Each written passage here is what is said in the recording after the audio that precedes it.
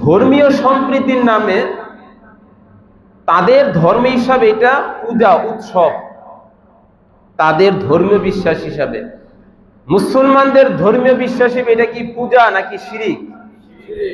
বাস, ইসলাম তো তাদের ধর্ম, তাদের চিন্তা চেতনা অনুসারে ইসলাম তাদেরকে পালন করার অনুমতি দিচ্ছে নাকি দেয় নাই? দিছে।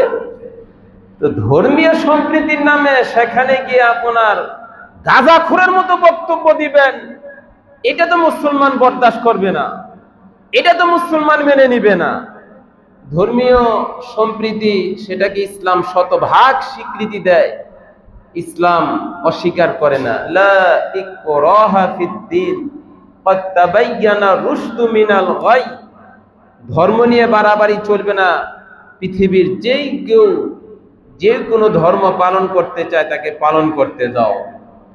সাক্ষাৎ হবে পরকালে, ফায়সালা হবে পরকালে। স্বাধীনতা দিছি, আকল দিছি, বিবেক দিছি, এই স্বাধীনতার কারণে সে যেই কোনো ধর্ম পালন করতে পারে। আমি আল্লাহ সে অধিকার দিয়া দিছি।